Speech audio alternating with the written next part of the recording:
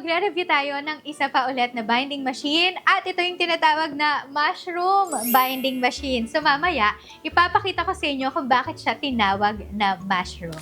Hi everyone, it's Amy Grace and welcome to Graceful Homeschooling. I'm a homeschooling mompreneur na kumikita habang nasa bahay. So today ay magre-review tayo nitong isa sa mga binding machines na meron tayo dito sa Graceful Homeschooling HQ. So ginagamit ito para i-bind ang iba't ibang klaseng mga paper products like for example, mga journals, planners, devotionals, at mga activity books ng mga bata.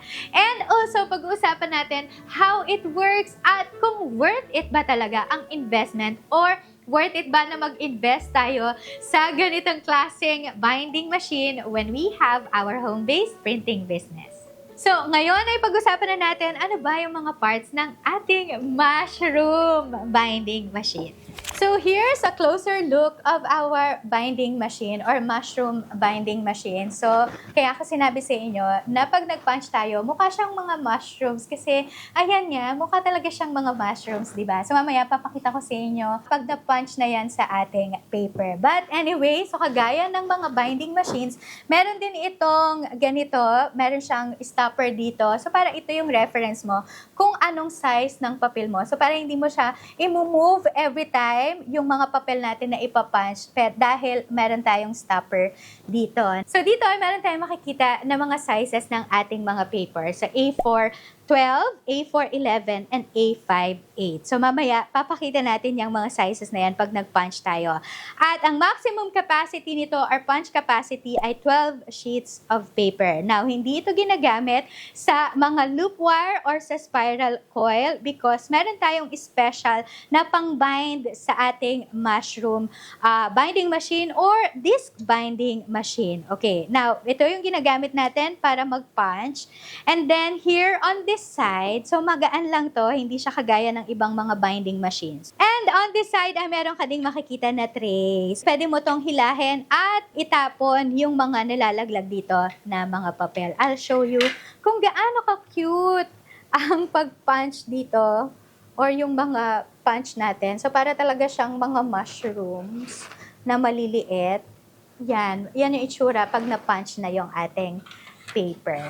Dito naman, sa side na to, ay meron kang makikita dito na parang compartment. So, dito nilalagay yung mga disc, ring disc na tinatawag. So, ito yan. So, dyan mo siya ilalagay para maikabit natin yung ating paper. So, yan yung parts ng ating mushroom binding machine. So, now magta-try na tayo mag-punch dito sa ating mushroom binding machine. So, we'll start with the A5 size ng ating bond paper. So, hanapin nyo lang yung A5 dyan. So, ito, medyo mahirap to kasi ini-screw pa yan sa ilalim. So, wag na natin siyang i-screw ngayon dahil itatry natin yung iba't ibang klaseng sizes. And then, so yan, A5 ang ating size ng paper. Tapos, ipapunch mo lang yan. And this is how it looks like. Maliliit na mga mushroom, di ba?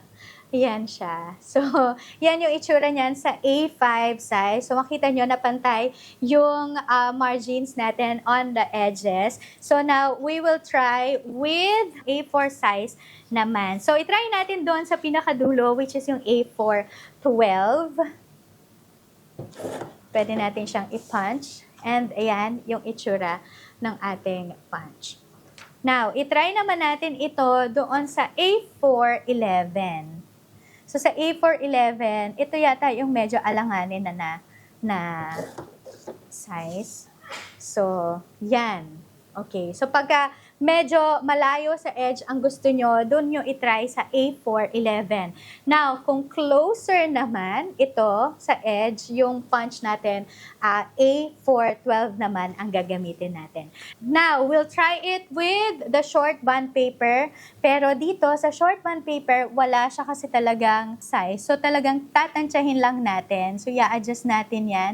So, pwede kayong maglagay ng marker para lang din alam nyo kung saan ini-insert yung short bond paper. Pero yan, pwede din yung short bond paper. So, ang disadvantage lang ng mushroom binding machine ay yung sizes ng ating mga paper. So, kailangan i-resize talaga natin siya in such a way na papasok siya dito sa mga punch natin. Kasi, hindi tulad siya ng ibang mga wire binding machine na merong adjustable pins na pwede tayong mag-resize talaga ng mga projects natin. So, dito talaga tatansyahin natin yung sizes. But, ito ay maganda ito. Perfect ito para sa mga refillable projects, which is iyan yung papakita ko sa inyo next. So, yan yung ating mushroom binding machine. And, ito, ipapakita ko sa inyo yung sample na mga products na pwede natin gawin dito sa ating binding machine. Alam nyo, na pwede natin gawin dito ay yung mga refillable na paper products. Like, for example, refillable journals, refillable na planners, journals, devotionals, pwede natin yung gawin with this binding machine. So, gumagamit ito ng ring disc na kagaya nito, bilog ito. Tapos, ito ay meron tong iba't ibang klaseng sizes. So, ibig sabihin, pwede na kayong gumawa ng mga projects na makakapal talaga. So, gagamit lang kayo ng mas malaking disc. And then, ito ay para lang din marirefillan talaga yung kanilang mga planners, for example, or kaya yung kanilang mga journals. So, pwede kayong mag-create ng mga refills para pag naubos na ng buyers ninyo yung pages ng kanilang planners, ay pwede silang bumili ng refill sa inyo, tapos sila na ang magre-refill. So, this is an example of that. This one ay every single day counts. And itong commercial license na to or itong templates na to ay available lang ito or exclusively available lang para dun sa mga papers to profits students. By the way, meron tayong isang course na ang tawag ay Papers to Profits at doon ko tinuturo kung paano kayo pwedeng magsimula at kumita habang nasa bahay. So, mag-start lang kayo ng isang home-based printing business. So, it's a comprehensive guide kung saan tutulungan namin kayo at tuturuan kung paano mag-setup ng home-based printing business at ano ba yung mga tools, supplies na kailangan nyo, equipment, and paano ba natin i-market at ibebenta yung mga paper products kagaya dito. So, dyan natin tinuturo yan sa Papers to Profits. At kung naghahanap din kayo ng community na hindi kayo iiwan, na hindi lang tayo basta magtuturo tapos na, but dito sa Papers to Profits ay meron tayong exclusive community na sasamahan kayo in your kumikita habang nasa bahay journey. So, i-check nyo yan sa ating description box, yung ating Papers to Profits link. Okay, so yan, ito yung sample natin and ito ay isang planner, self-care planner ito. At alam niyo ba na ang maganda sa mushroom binding, pwede natin siya talagang refillan. So pag halimbawa, naubos nyo na yung inyong mga pages, pwede kayong bumili ng refill or pwede silang bumili ng refill sa inyo and then ikakabit lang nila ulit ito ng sobrang dali lang. As in, sobrang dali lang ikabit.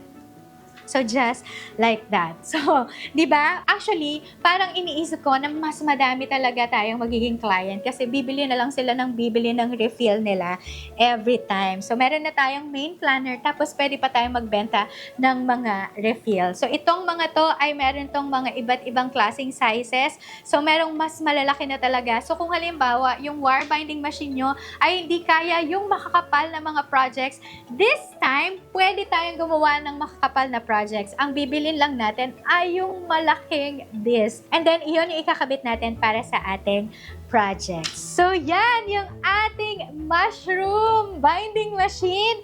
Ang question ngayon ay worth it ba ang pag-invest sa ganitong binding machine? Well, my answer is yes. Definitely yes. Worth it ito just because we can do yung makakapal na mga projects na hindi kayang gawin ng mga ibang wire binding machines or binding machines na meron kami dito sa GHHQ. So, pwede na tayo. Ang bibilin lang natin ay malaking size ng ating mga disc. So, yon yung aking recommendation at review for our mushroom binding machine. So, I hope na nakatulong itong video na to sa inyo kung kayo man ay naghahanap ng sagot na ano ba yung mushroom binding machine at kung worth it ba talaga ang pag-invest sa ganitong binding machine. So, thank you so much and don't don't forget to like, i-share nyo na rin itong video na to at huwag nyo kalimutang mag-subscribe. I-click nyo lang yung red subscribe button at i-turn on yung notification bell para sa marami pang mga videos na kagaya nito at marami din akong videos kung paano tayo kikita habang nasa bahay. I-check nyo lang yan dito sa aking YouTube channel. Thanks so much and I hope that I'll see you again on my next one. God bless everyone and I will see you around. Bye!